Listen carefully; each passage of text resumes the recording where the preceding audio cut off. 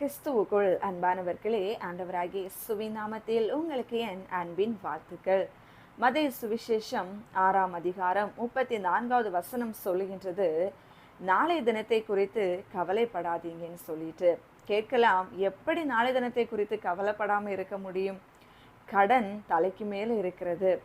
நாளை தினம் EMI pay பண்ண வேண்டியது இருக்குது, பிள்ளைக்கு ஃபீஸ் கட்ட வேண்டியது இருக்குது, பல காரியங்களை பார்த்து கொள்ள வேண்டியது இருக்கிறது, கடன் இருக்கிறது, கஷ்டம் இருக்கிறது, தேவைகள் அநேகம் இருக்கிறது. இதன் மத்தியில் எப்படி அதை குறித்து நினைக்காமல் கவலைப்படாமல் இருக்க முடியும் என்று கேள்விகளை எழுப்பலாம் இல்லையா?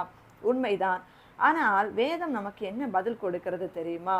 நீங்கள் வேண்டிக் கொள்ளும் தொடங்கும் முன்பதாகவே உங்களுக்கு இன்னது தேவை என்று அவர் அறிந்திருக்கிறார் என்று. நம்மளுடைய தேவைகள், நமக்கான காரியங்கள் எல்லாவற்றையும் தேவன் பார்த்து கொண்டுதான் இருக்கின்றார். ஆனால் நாம் செய்ய வேண்டியது என்ன? இப்போ நமக்கு பசிக்குது அப்படின்னா, இப்போ சின்ன பிள்ளை பசிக்குதுன்னா அம்மா அப்பா இருந்தால் போய் கேட்க, எனக்கு பசிக்குது, எனக்கு சாப்பாடு வேணும்னு சொல்லிட்டு இல்லையா? அதே போல நம்முடைய தேவைகளை ஆண்டவர்கிட்ட தெரியப்படுத்த வேண்டும். ஆண்டவருடைய வார்த்தை அழகா இருக்கு இல்லையா? அவர் உங்களை விசாரிக்கிற அவர் ஆனபடியினால் உங்கள் கவலைகளெல்லாம் அவர்கிட்ட வச்சிருங்க, அவர் நமக்கு இளைப்பாறுதல் தருவாருன்னு சொல்லிட்டு. ஆகினால் அன்பு ஜனமே, அவர் நம்மை விசாரிக்கிற தெய்வம். நமக்கு இருக்க கவலைகள் எல்லாமே அவருக்கு தெரியும். அவர் சொல்றாரு, காட்டு புஷ்பங்களை நான் போஷிக்கிறேன், பறவைகளை நான் போஷிக்கிறேன், அதே பார்க்கல நீங்க மேன்மை உங்களை நான் நடத்த மாட்டேனா? ஒன்றையுமே சேமித்து வைக்காத அவைகளையே ஒவ்வொரு நாளும் நான் பிழை பூட்டுறேன்னா அதே பார்க்கல நீங்க மேன்மை உள்ளவங்க தானே, உங்களை நான் நடத்துவேன்னு சொல்லிட்டு அவர் நமக்கு தைரியம் கொடுக்கிறார் இல்லையா? அவர் மறுபடியும் கேட்கிறாரு, நீங்க கவலைப்படுறதுனால உங்க தேவை சந்திக்கப்படுமா? சரியான கேள்விதான் இல்லையா? கவலைப்படுறதுனால தேவை சந்திக்கப்படுமோ இல்லையோ, வாழ்க்கையில வியாதியும் அழுத்தமும் அதிகமாகி எதுக்கு இந்த வாழ்க்கைன்னு தான் நினைக்க வைக்கும்.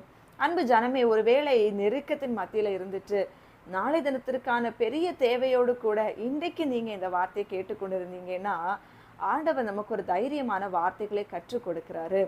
நம்ம அந்தரங்கத்துல ஜெபிக்கிற பொழுது அவர் வெளியரங்கமான பதிலை கொடுக்கிற தெய்வம்.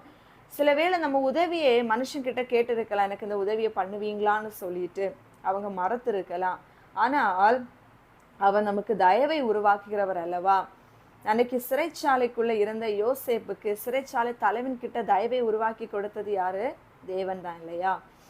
சிங்க கெபிக்குள்ள இருந்த தானியேலை கடிக்காம சிங்கத்தின் வாயை கட்டினது யாரு? ஆண்டவர் தான் இல்லையா? அதே போல அதற்கு முன்னோடியா இருந்த காரியங்கள் ஜெபம்தான். எனவே நாம நம்முடைய தேவைகளை அந்தரங்கத்திலே தேவ சமூகத்துல தெரியப்படுத்தி, உங்க கவலை, உங்க கண்ணீர், உங்களுக்கு இருக்கிற பயம் எல்லாவற்றையுமே அவர்கிட்ட மறைமுகமா தெரியப்படுத்துங்க.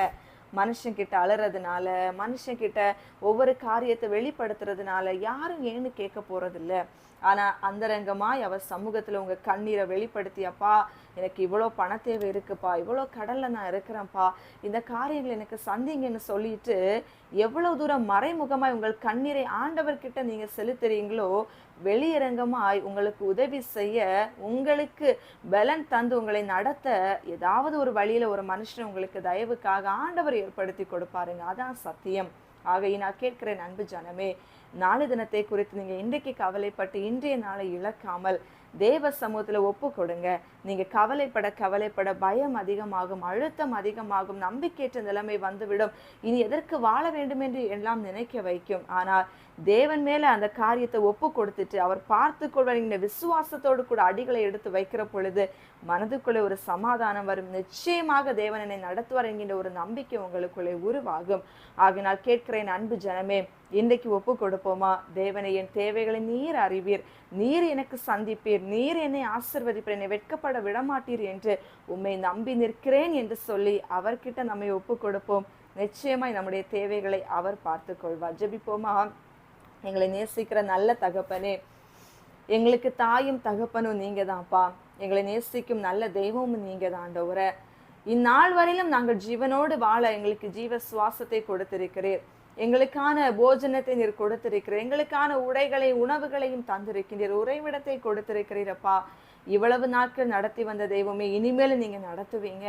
ஆனா எங்க வாழ்க்கையில் அநேக கவலைகளோட நாளை தினத்தை குறித்து, எப்படி நான் ஃபீஸ் கட்டுவேன், எப்படி இஎம்ஐ பே பண்ணுவேன், எப்படி இந்த கடனை அடைப்பேன், எப்படி இந்த காரியத்தை செய்து முடிப்பேன் என்று நாளை தினத்திற்கான தேவைகளும் அதிகமாக இருக்கிறது. அதை குறித்ததான கலக்கமும் பயமும் அதிகமாக இருக்கிறது ஆண்டவரே. எல்லாவற்றையும் அறிந்த தெய்வமே, அப்பா, எங்கள் வாழ்வின் தேவைகளை நீர் சந்திப்பீராக. கவலைப்பட்டு எங்களுடைய வாழ்வில இருக்கிற எல்லாவற்றையும் இழந்து விடாமல், கர்த்தர் எங்க கூட இருக்கிறதுனால எங்க படகு கவிழ்ந்து விடாது, எங்கள் வாழ்க்கை இடிந்து விழாது, எங்களுடைய தேவைகளை அவர் பார்த்து கொள்வார் என்று ஒரு நிச்சயத்தோடு உங்க சமூகத்தில் எங்களை ஒப்பு கொடுக்க எங்களுக்கு பலன் தாரும். நீர் எங்களை ஆசிர்வதியும். தலைகுனிந்து நாங்கள் போகாத படிக்கும், ஆண்டவரை நாங்கள் வெட்கமடையாத படிக்கும் கர்த்தர் எங்களை தலை நிமிர செய்து எங்களுக்கான தேவைகளை சந்திக்க வேண்டும் என்று சொல்லி உங்க கரத்துல ஒப்பு கொடுக்கிற ஆண்டவரை, கவலைகள் உங்க கரங்கள்ல ஒப்பு கொடுத்து விட்டு விசுவாசத்தோடு கூட வாழ எங்களுக்கு பலன் தாரும். நீரை எங்களோடு கூட எங்களை வழி நடத்தும். உங்க சமூகத்தில் எங்களை ஒப்பு கொடுக்கிறோம். இயேசுவின் நாமத்தில் ஜெபிக்கிறோம் நல்ல பிதாவே, ஆமென். God bless you.